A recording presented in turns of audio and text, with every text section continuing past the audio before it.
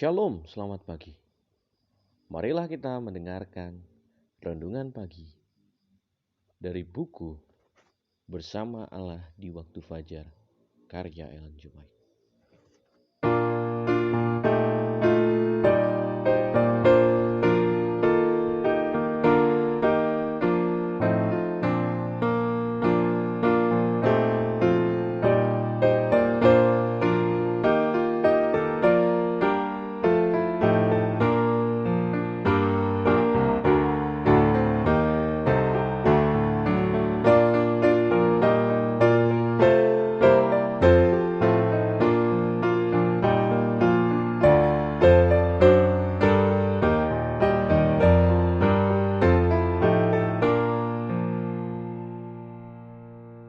Judul renungan pagi kita pada pagi hari ini, Pertobatan Paulus.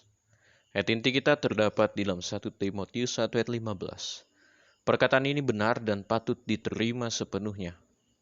Kristus Yesus datang ke dunia untuk menyelamatkan orang berdosa, dan di antara mereka, akulah yang paling berdosa. Kita berdoa.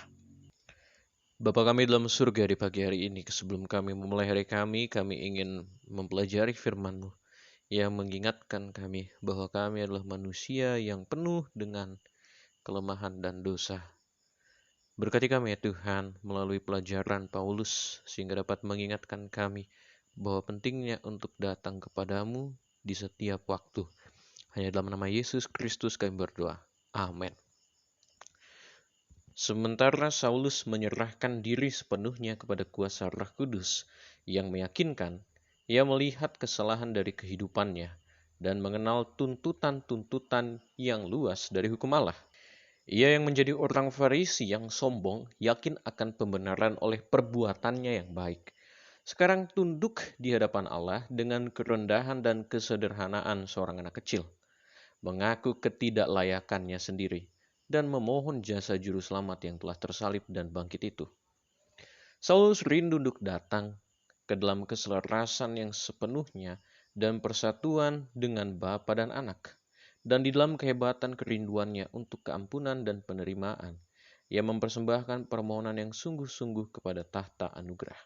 Doa-doa orang Farisi yang hendak bertobat itu tidaklah sia-sia.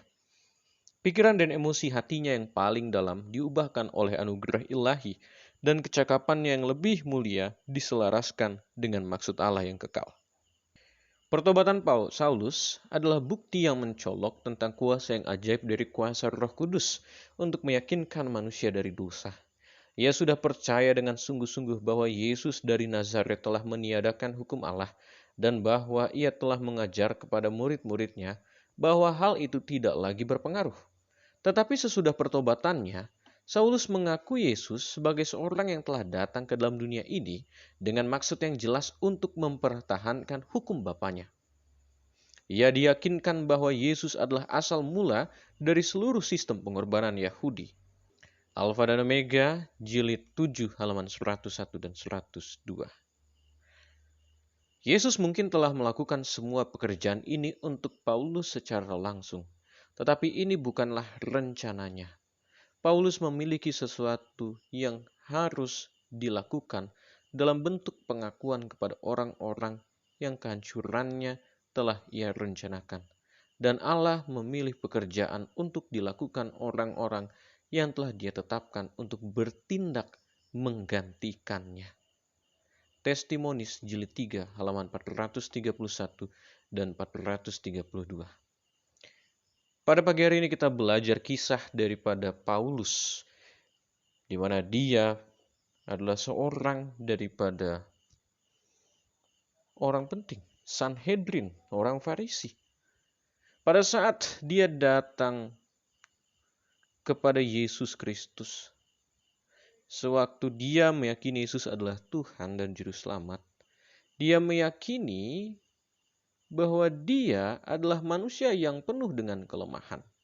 Yang awalnya dia rasa dengan perbuatannya bisa diselamatkan, namun setelah dia dipanggil oleh Yesus Kristus, dia meyakini bahwa bukanlah perbuatan yang menyelamatkan, tetapi yang menyelamatkan adalah melalui jasa Yesus Kristus yang telah mengorbankan dirinya. Dan oleh karena dia menyadari, dia rindu untuk datang kepada Yesus Kristus. Dia meminta untuk diberikan pengampunan. Dia akui kesalahannya kepada Tuhan. Dan Tuhan melihat hatinya. Doa yang dia sampaikan kepada Tuhan tidak sia-sia. Dan kita harus lihat di sini adalah pertobatan daripada Saulus adalah bukti bahwa Roh Kudus dengan mujizat yang ajaib dapat meyakinkan manusia untuk datang kepada Tuhan. Hanya pekerjaan Roh Kuduslah yang sanggup untuk memberikan pertobatan kepada setiap manusia. Yang awalnya dia meyakini bahwa Yesus Kristus meniadakan hukum Taurat, ternyata dia disadarkan bahwa Yesus bukan meniadakan hukum, tetapi Yesus datang untuk menggenapi hukum upacara daripada setiap pengorbanan Yahudi. Paulus, Yesus pilih supaya dapat untuk mengabarkan Injil kepada orang-orang yang dia rencanakan untuk musnahkan. Tetapi Tuhan datang untuk menyadarkan dia bahwa orang-orang harus dia beritahukan tentang keselamatan. Kiranya pada pagi hari ini kita dapat menyadari betapa pentingnya pertobatan untuk datang kepada Tuhan setiap waktu. Roh Kudus akan datang dan menerima pengampunan daripada kita yang mengakui dosa. Kiranya Tuhan memberkati kita berdoa. Bapa kami dalam surga, terima kasih oleh karena firman-Mu pada pagi hari ini mengingatkan kepada kami bahwa kami manusia berdosa datang kepadamu melalui segala pengakuan kami. Kiranya ya Tuhan kami dapat menyadari betapa pentingnya untuk selalu datang kepadamu dan betapa pentingnya untuk meminta pengampunan kepada Engkau ya Tuhan. Karena Engkau adalah Tuhan yang setia dan mau untuk mengampuni kami. Kami serahkan kehidupan kami. Dalam nama Yesus Kristus kami berdoa. Amin. Kiranya Tuhan memberkati kita. Amin. Juru